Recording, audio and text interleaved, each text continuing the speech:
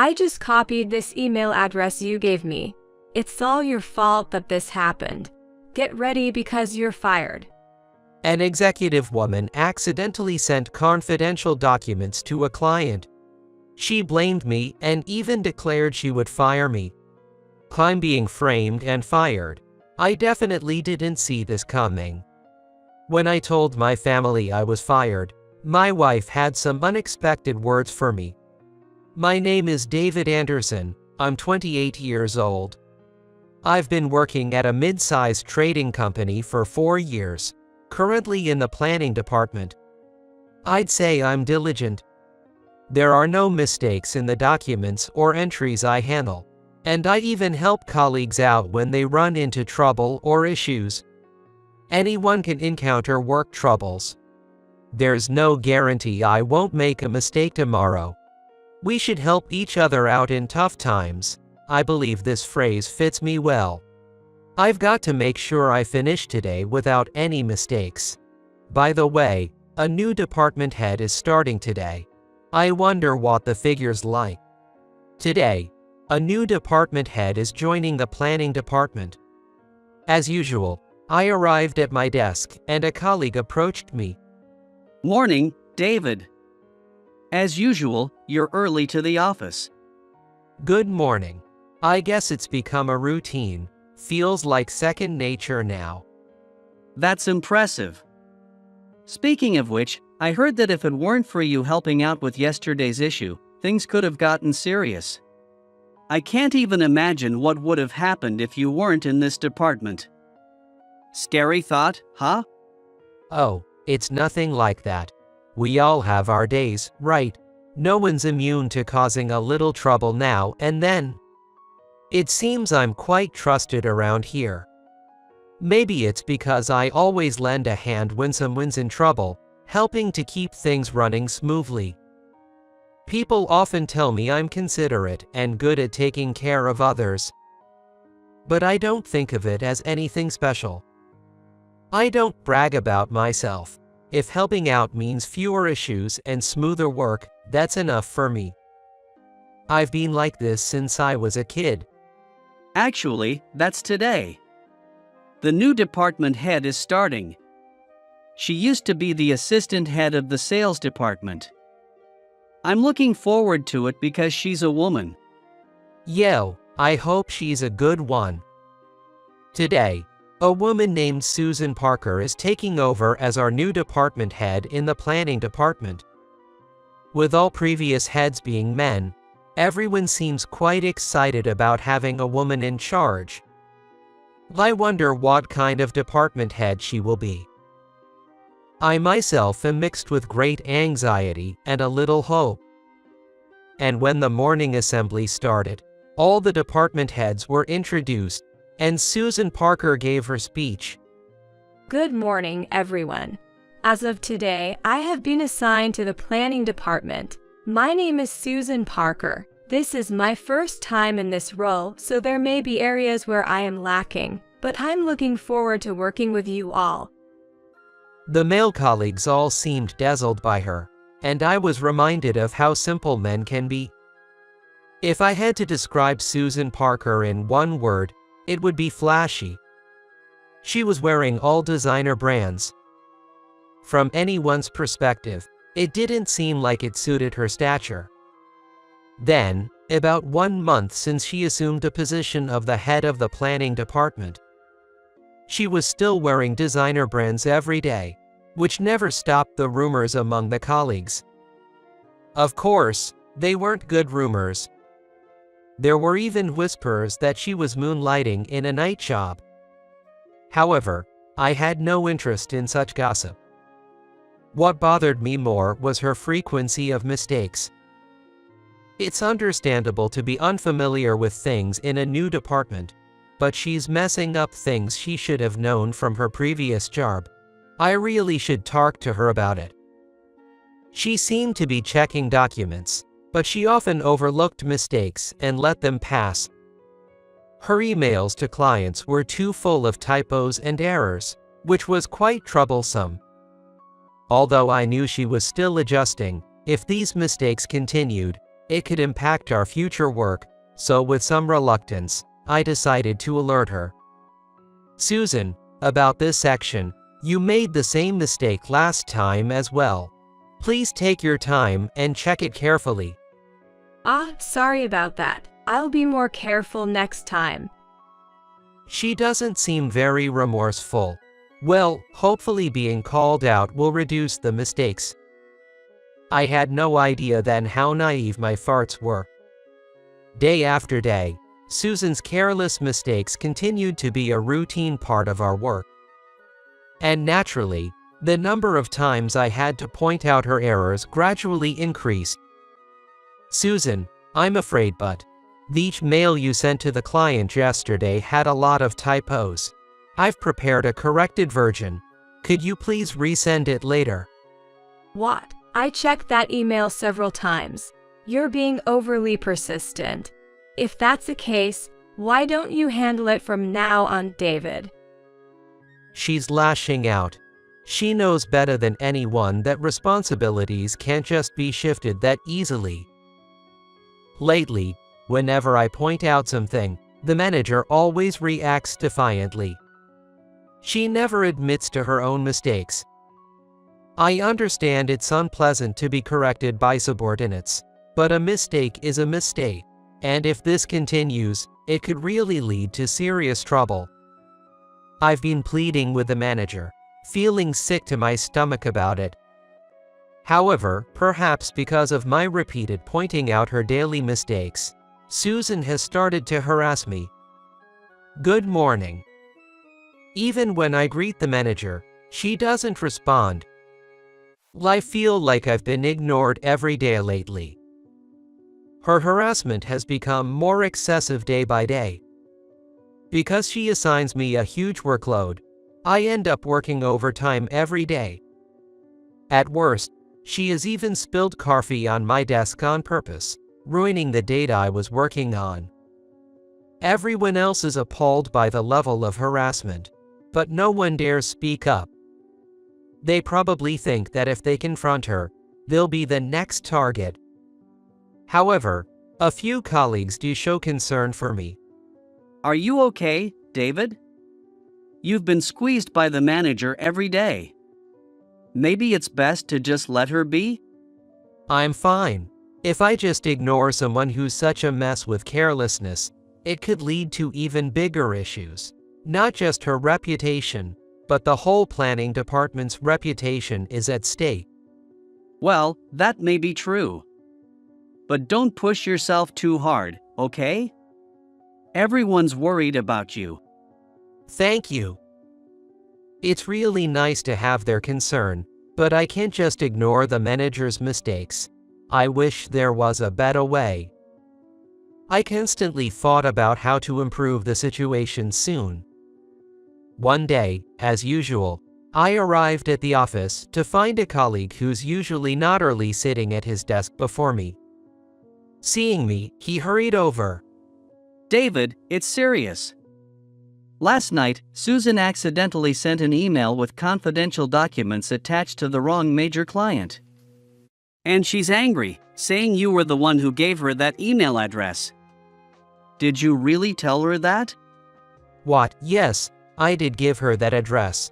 She asked me for it because she wanted to send a greeting as the new appointee. But why would she send confidential documents? Man, this must be another way to harass you. Just stick to the facts. Yes, I understand. With my colleague's urgency, I was starting to panic. Did the manager do this on purpose to get rid of me, or was it just another mistake? No, this mistake is too serious. I feared something like this might happen. Indeed, the manager had sent an email with confidential documents to a completely different major client. Needless to say, it was the worst mistake so far. This situation won't just affect our department. What should I do now? As I was holding my head, Susan strode up to my desk. What's this about, David? I just copied the email address you gave me. This is all your fault. You should resign and take responsibility. Her angry voice echoed throughout the room, and I flinched for a moment. However, her accusation was completely irresponsible. So, for the first time, I responded sternly to the manager. "No, Susan, didn't you say yesterday that you wanted the address to send a greeting? Sending confidential documents has nothing to do with that. Please don't try to shift your responsibility onto me." Stop making excuses. Understand that you've put the company in a serious situation that threatens our integrity. If you get that, you know what you need to do, right? Seeing Susan's furious expression, I realized that further resistance was futile. So, the harassment has come to this point. No choice, I'll listen to her for now, but just you wait. Understood. Then, as a last request, please let me use up all my unused paid leave. Go right ahead. I'll be relieved not to see your face. Thinking that escalating this further would trouble my colleagues too, I cleared my desk and left the office. I never thought I'd be told to leave by my boss and quit my job. As I pondered how to break the news to my wife, I found myself at the front door before I knew it. "I'm home." I opened the door, feeling downcast, and spoke weakly. Oh, welcome back. You're home early today, aren't you? Yay! I've been working overtime every day. That's fine. Overtime just shows how hard you're working. It's still early for dinner, so why don't you take a shower first? Her usual smile made it even harder. Maybe I should tell her right away to feel better. With that thought, I decided to tell my wife. "Hey, I got fired today." What? Fired? What happened? Her eyes widened more than usual, which surprised me too. "Well, I'll talk about it later." Okay. She's going to be sad. I might not know what to do starting tomorrow. I shouldn't worry her now. However, after a pause, she smiled brightly and said, Then, why don't we take this chance to go on that overseas trip we've always talked about? "What? Yeah, maybe we should take this opportunity to go on a trip." My wife's reaction was surprising. Instead of getting depressed, she seemed even happy. She might be feeling it was a chance to finally go on the long-desired trip.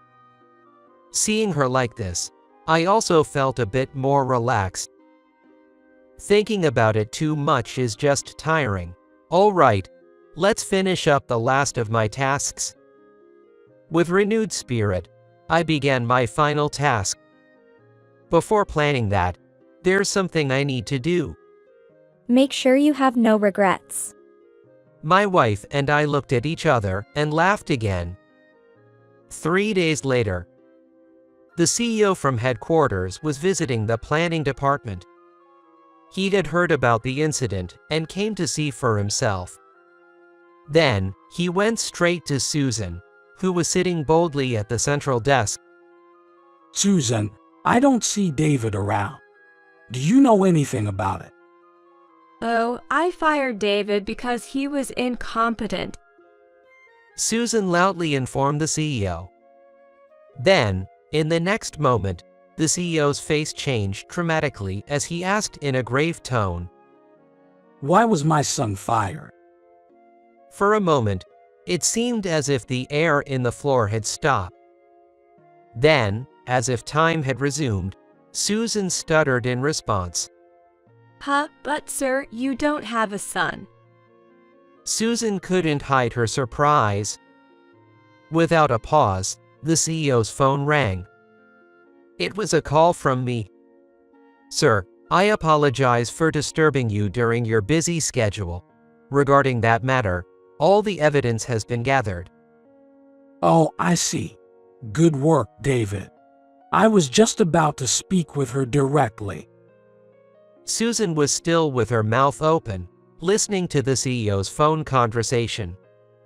Then, turning back to Susan, the CEO dropped a bombshell. Susan, it seems you've been receiving kickbacks from vendors.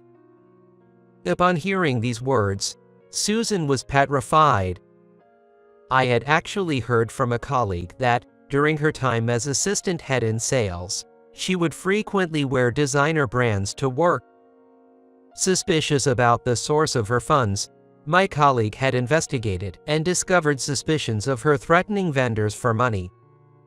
Having been briefed on this by him as she joined the planning department, these concerns nagged at me, and I conducted my own private investigation. Finally, last night, I was able to get a vendor to testify that they had been threatened by the head of the department at the headquarters with, "If you want to keep doing business with us, you need to hand over $1,000 a month." I could tolerate her daily harassment and mistakes at work. However, I felt that her actions were tarnishing not only her reputation, but also affecting the sales department and the company as a whole. Naturally, I could not let her tyranny go unchecked. Thus, I had informed the CEO, my father-in-law, that I was conducting a quiet investigation into her misconduct. The CEO, concerned about this, decided to visit the site himself, but he surely did not expect to uncover the truth like this. David Anderson, who exactly is he? As Susan began to tremble, the CEO slowly began to explain. David is my son-in-law, the future successor of this company. Thanks to him, the future of our company was almost jeopardized. Susan, prepare yourself for severe consequences for your recent actions and past misconduct. The CEO's firm voice echoed through the quiet planning department floor, and all eyes were fixed on Susan. She collapsed to her knees like a scene from a movie, shaking and tears appearing in her eyes. The CEO looked around and addressed the planning department employees. Ladies and gentlemen, she has been accepting illegal kickbacks from vendors and using them for personal expenses. This is a clear violation of compliance and a grave sin that shakes the trust of our company. The severity of her actions should be clear to everyone here. Let us all commit to conducting our duties without causing such man-made disasters. After that, the CEO left the planning department. Days later, it also came to light that Susan had tried to pin the blame for a mistaken email on me. For the breach of confidential information and the substantial illegal kickbacks, Susan was dismissed. It was a just outcome, and moving forward, we must ensure that such individuals do not emerge again to threaten the company's future. Meanwhile, having settled the matters at work, I enjoyed the overseas trip I had promised with my wife. Days later, refreshed from the trip, I returned to the company. Upon my return, I was officially appointed as the CEO's right-hand man and took on dual roles as the head of the sales department and an executive. On my first day in the new role, I was at the manager's desk. "Hello everyone, I'm David Anderson, the new head of the sales department and executive. First and foremost, let me make it clear to all of you." The sales department staff all looked at me simultaneously. Our company will not tolerate fraudulent transactions. The bright future of our company depends on us. Always keep this in mind and carry out your daily duties. I believe I am diligent. I will not tolerate any wrongdoing in this company.